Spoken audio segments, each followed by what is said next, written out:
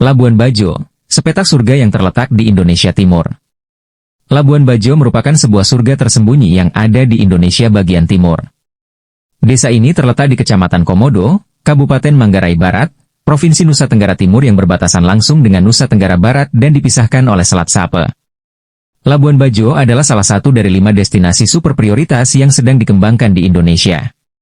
Destinasi ini merupakan gerbang menuju Taman Nasional Komodo yang menyimpan keindahan alam yang menakjubkan dan hewan purba yang mendunia.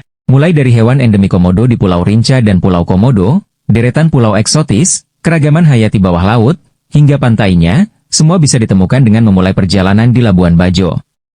Menikmati pemandangan langit senja juga bisa menjadi cara lain menikmati Labuan Bajo.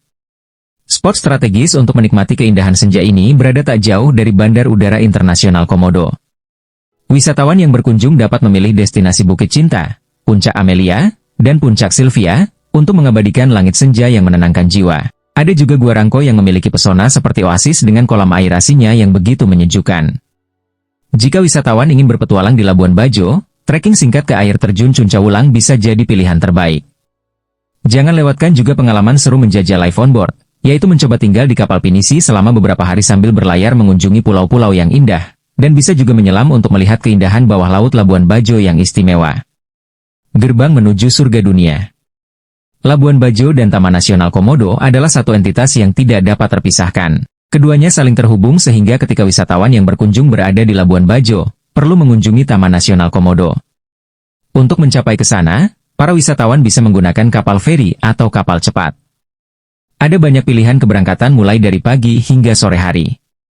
Taman Nasional Komodo yang terdaftar sebagai Situs Warisan Dunia UNESCO pada tahun 1991 ini terdiri dari Pulau Komodo, Pulau Rinca, Pulau Padar, dan beberapa pulau lain di sekitarnya. Kehadiran Komodo, Varanus komodoensis, yang merupakan kadal raksasa di dunia ini pertama kali diliput dalam jurnal ilmiah pada tahun 1912. Jurnal tersebut ditulis oleh Peter Anthony Owens, Direktur Museum Zoologi Bogor. Penemuan tersebut menjadi awal mula eksistensi Labuan Bajo di mata dunia karena banyak turis dan ilmuwan yang datang untuk melihat langsung ora, sebutan Komodo dari warga lokal. Ketika para wisatawan berada di Taman Nasional Komodo, akan disuguhkan beberapa atraksi yang menakjubkan. Salah satunya adalah berfoto bersama Komodo. Ini akan menjadi pengalaman tidak terlupakan seumur hidup yaitu berfoto bersama hewan langka yang hanya ada di Indonesia. Selain Komodo, Taman Nasional ini juga terkenal akan panoramanya yang mempesona. Wisatawan yang hobi fotografi, wajib memasukkan beberapa spot di sini sebagai tempat berfoto. Sebut saja Pulau Padar yang ikonik dengan pulaunya yang berbentuk perbukitan serta gradasi laut biru di latar belakang. Pulau Kelor juga tidak kalah keren. Pemandangan pulau dan laut biru jernih dari puncak Pulau Kelor terlalu indah untuk dilewatkan. Spot lain yang tidak boleh ketinggalan adalah Pink Beach atau yang dikenal sebagai Pantai Merah oleh masyarakat lokal. Apakah Anda tahu? Warna merah di pantai ini ternyata berasal dari hewan mikroskopis dan pecahan batu karang berwarna kemerahan di sekitar pesisir pantai. Sejarah Labuan Bajo, destinasi wisata alam eksotis dengan Komodo. Sejarah Labuan Bajo bersumber dari artikel yang ditulis pada website Indonesia Juara Asia. Mari kita simak bersama. Sejarah Labuan Bajo dari dulu hingga sekarang. Kamu harus tahu bahwa pulau tempat wisata alam ini punya perjalanan sejarah yang cukup panjang.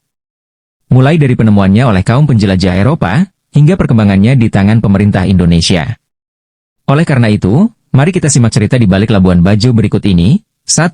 Tujuan migrasi berbagai etnis. Sejarahnya bermula dari perjalanan beragam etnis yang mengarungi lautan sebelum mereka mendarat di pulau ini. Percayakah kamu jika sebagian dari golongan rakyat itu datang dari luar Indonesia? Mereka berasal dari tempat yang jauh, bahkan ada etnis yang datang dari Madagaskar. Kaum Bajo dari Kepulauan Sulu, Filipina, ialah salah satu etnis yang paling banyak bermigrasi ke Labuan Bajo. Namun, mereka perlahan mengalami akulturasi budaya dengan masyarakat lokal, termasuk orang Bugis, sehingga mereka jadi akrab. Selama ratusan tahun, pulau ini pun perlahan tumbuh dan berkembang. Akhirnya, dari akulturasi suku Bajo Filipina dengan masyarakat adat setempat, lahirlah nama Labuan Bajo. Kata, Jelabuan, dalam bahasa mereka artinya adalah sebuah tempat untuk berlabuh atau menepikan kapal. 2. Labuhan Bajak Laut Indonesia. Apakah terbayang tidak oleh Anda bahwa dulunya pulau ini pernah menjadi sarang bajak laut? Ini bukan main-main, karena kawanan bajak laut dari suku Bajo, Ilano, Tobelo, dan Sulu sempat bermarkas di pulau ini pada tahun 1795. Inilah sejarah Labuan Bajo yang jarang diketahui oleh masyarakat kita dan para turis. Kemudian pada tahun 1823, para bajak laut tersebut mengadakan penyerbuan ke wilayah Manggarai di utaranya Pulau Flores. Dari sanalah, komplotan ini akhirnya membuat markas baru di sekitar Kalimantan Selatan. Sehingga, mereka bisa menyergap kapal-kapal yang berlayar ke Makassar atau Ujung Pandang. 3. Penjajahan oleh kaum kolonialis. Berikutnya, sejarah pulau ini berlanjut ke masa penjajahan oleh bangsa Portugis dan Belanda beserta kaum misionaris mereka.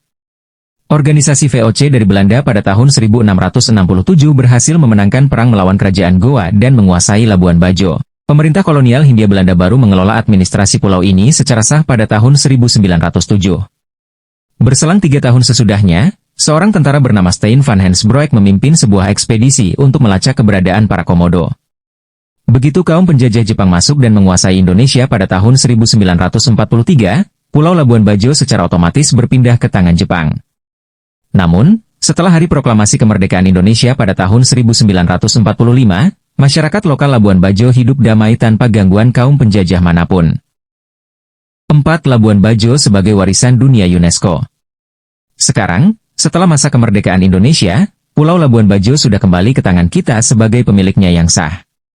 Karena pulau ini sudah Indonesia nobatkan sebagai warisan cagar alam dunia, jadi para turis lokal dan mancanegara bisa belajar lebih banyak tentang sejarah Labuan Bajo. Organisasi internasional UNESCO ialah yang menetapkan status warisan dunia pada tahun 1991. Bersama Pulau Komodo, pemerintah Indonesia mengabadikan pulau ini sebagai pusat konservasi komodo dan objek wisata alam. Sudah mengerti perjalanan sejarah Labuan Bajo? Itulah sedikit penjelasan seputar sejarah pulau wisata alam Komodo yang pesonanya sudah sangat mendunia. Mau liburan ke Labuan Bajo untuk melihat para komodo dari dekat? Jangan lupa untuk memperhatikan semua aturan kunjungannya supaya kamu bisa perjalanan liburanmu lebih menyenangkan. Oleh-oleh khas Labuan Bajo. Jika wisatawan ingin membawa oleh-oleh sepulang dari Labuan Bajo, ada beberapa souvenir khas yang tak boleh ketinggalan. Salah satunya adalah kain songke khas Tanah Manggarai. Kain ini umumnya berwarna dasar hitam dengan beragam motif warna-warni di atasnya. Sama halnya dengan kain Nusantara lain, motif kain songke sangat beragam dan memiliki maknanya tersendiri. Ada beberapa motif kain songke yang perlu para wisatawan ketahui, yaitu 1. Ranggong, laba-laba, menyimbolkan kejujuran dan kerja keras. 2. Welakau, bunga kapuk, yang bermakna keterkaitan manusia dengan alam sekitarnya. 3. Welarunu, bunga runu, yang melambangkan bahwa orang Manggarai bagaikan bunga kecil namun menjadi sumber keindahan. 4. Entala, bintang, yang bermakna harapan dan doa baik. 5. Jui, garis-garis batas, yang memiliki filosofi mendalam bahwa semuanya ada batas akhirnya. Wisatawan bisa mampir ke pusat oleh-oleh yang terletak di depan Bandar Udara Internasional Komodo untuk mendapatkan kain songke ini. Beberapa kuliner khas Labuan Bajo yang menggoyang lidah juga bisa para wisatawan jadikan sebagai oleh-oleh, seperti kopi Manggarai yang terkenal dengan cita rasa pahit yang unik, roti kompiang yang terbuat dari terigu dengan taburan wijen di atasnya, atau camilan yang terbuat dari olahan tepung beras dan kelapa parut, bernama rebok. Akses menuju ke Labuan Bajo. Labuan Bajo dapat diakses melalui jalur darat, laut, dan juga udara. Keindahan Pulau Komodo dengan kekayaan budaya lokal dan pulau-pulau eksotis di sekitarnya membuat Labuan Bajo menjadi tempat wisata yang potensial dan ramai dikunjungi. 1. Jalur udara.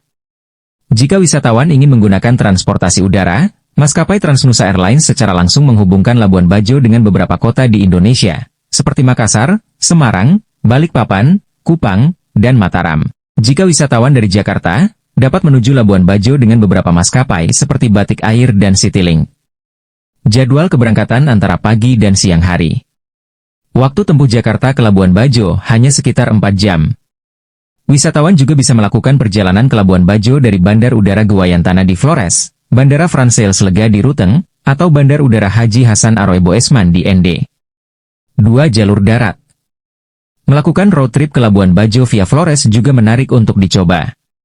Rute perjalanannya dimulai dari Flores, Bajawa, Ruteng, Nancar, Boera, hingga sampai di Labuan Bajo. Alternatif lainnya adalah dari Flores, Kriung, Wera, Ruteng, Nancar, dan Boera sebelum berakhir di Labuan Bajo. Perjalanan darat ini bisa memakan waktu hingga 12 jam. Jika ingin alternatif lain, para wisatawan dapat menggunakan bus dari Bali menuju ke Mataram, Lombok. Dari sana, Wisatawan akan melanjutkan perjalanan menuju Bima di Sumbawa dan kemudian akan diteruskan melalui perjalanan menuju ke Sape. Saat tiba di Sape, wisatawan dapat menaiki kapal feri menuju Labuan Bajo. 3. Jalur laut.